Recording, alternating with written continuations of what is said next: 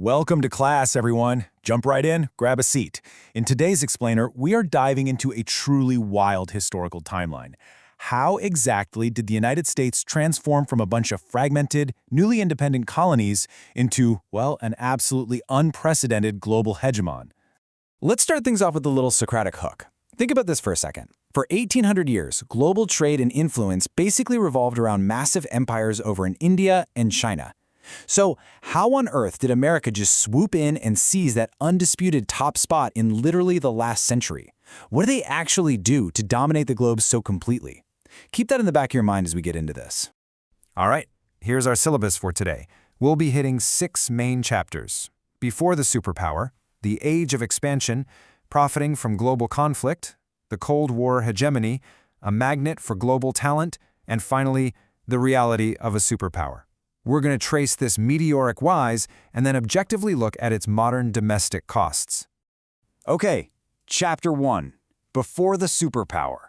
Let's set the stage for a brand new nation. So, backing up to 1492, Christopher Columbus arrives, right? And that kicks off waves of intense European colonization from empires like Spain, France, and Britain.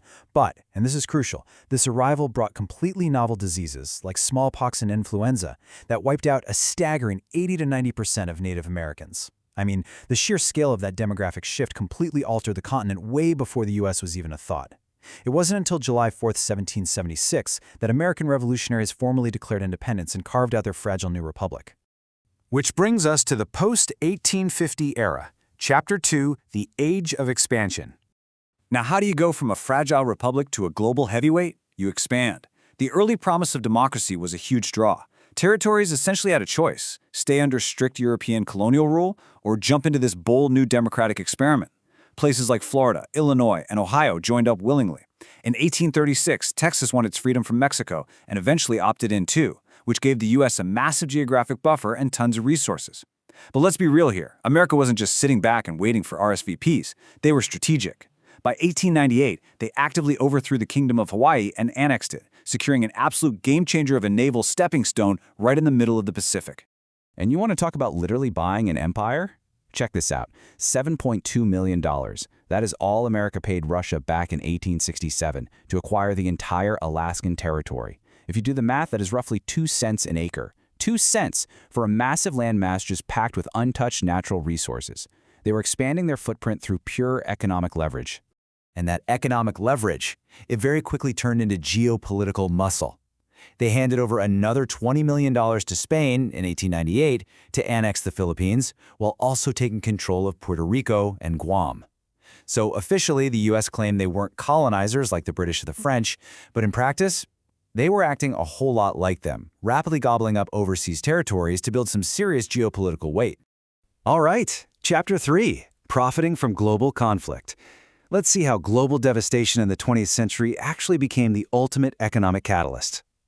How exactly did 2 world wars shift the global balance of power? Well, it really comes down to geography and timing. While powers like the UK, Germany, and France were just getting physically and economically leveled on the primary battlefields, the US initially sat safely across the Atlantic. Their domestic infrastructure was completely untouched by bombs, meaning American factories were running at peak capacity. They essentially became the world's supplier, selling weapons and goods and making a massive profit while everyone else was drowning. And as those European economies faced total collapse, panicked global powers desperately needed a safe haven for their wealth, so they started buying up the incredibly stable US dollar. This led to a massive turning point. By 1944, 44 allied countries actually agreed to link their currencies directly to the US dollar, which was itself tied to gold at the time. Almost overnight, the dollar becomes the international standard. But America didn't stop at currency. Nope. They cemented this newfound influence by architecting the very organizations that would run the world: the IMF, the United Nations, and the 1947 General Agreement on Tariffs and Trade. By setting up the foundation for modern global finance and diplomacy, the U.S. basically ensured that this new era of globalization was going to be an inherently American-led game. This perfectly sets the stage for Chapter 4, The Cold War Hegemony. With Europe trying to rebuild and global trade now running on the dollar, the world fiercely split into 2 dominant camps, the USA and the Soviet Union. Now, to avoid the absolute nightmare of mutual nuclear annihilation, the Cold War wasn't your traditional battlefield conflict. Instead, it was this massive ideological proxy war between American capitalism and Soviet communism. To maintain dominance, both sides engaged in intense, indirect interference, basically battling in the shadows to install friendly governments and topple hostile ones all over the map. Just look at the historical record here. To maintain its hegemony, the U.S. heavily interfered in the internal politics of numerous sovereign nations. For instance, CIA operatives executed Marxist revolutionary Che Guevara during the 1964 Bolivian coup. Then there's the profound historical irony of Operation Cyclone in Afghanistan, where the U.S. directly funded Taliban-linked militants simply to stop advancing Soviet influence. And whether it was Brazil, Chile, or Iran, the U.S. was actively funding opposition groups and rebels wherever communist or anti-American ideas even started to gain traction.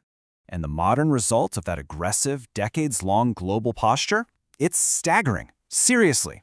Because of those constant interventions and the perceived need to project power everywhere at once, America now operates over 800 military bases across more than 70 countries. Think about that.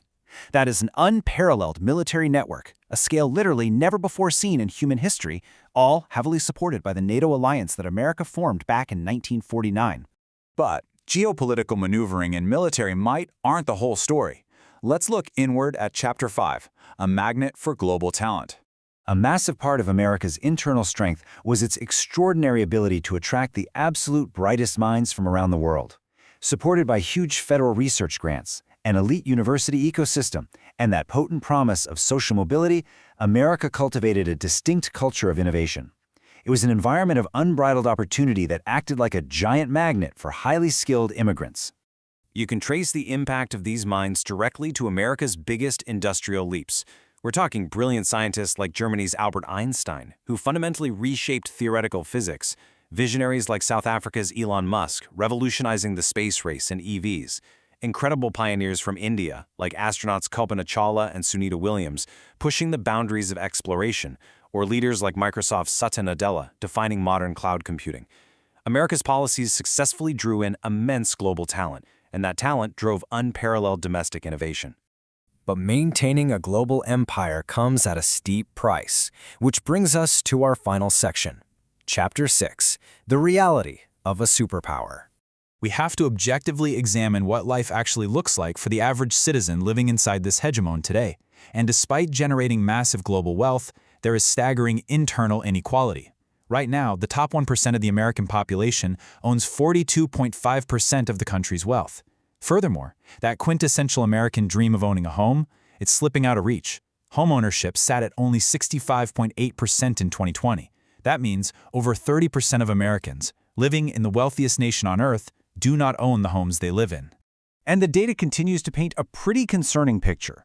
Despite its vast military wealth, funding endless fleets of fighter jets and global bases, the reality at home reflects severe internal crises.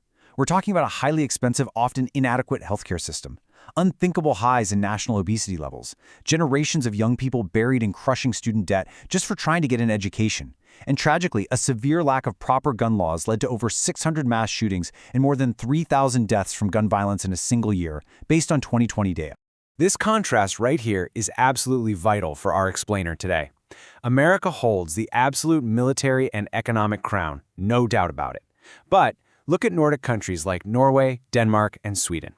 These are nations that purposely do not possess massive militaries or superpower status, yet they have far surpassed the U.S. in actual human development metrics. For the common person, the daily quality of life, baseline health, and societal safety are demonstrably higher in these non-superpower nations. This brings us to a profound conclusion derived straight from our source material regarding the ultimate purpose of a nation. A country should not strive to be a superpower. It should focus on making itself better. It should focus on improving the lives of its citizens. Just imagine, had the United States spent even a fraction of its multi-trillion-dollar military budget on the direct development of its own people, the title of superpower might mean something entirely different for the average person living there. So I'm going to leave you with this final thought to ponder. Should a country truly strive for global dominance, sprawling military bases, and infinite economic reach? Or should its primary metric for success be the actual lived experience of its people? What is the true measure of a nation's success? Think about it. Class dismissed, and keep questioning the history around you.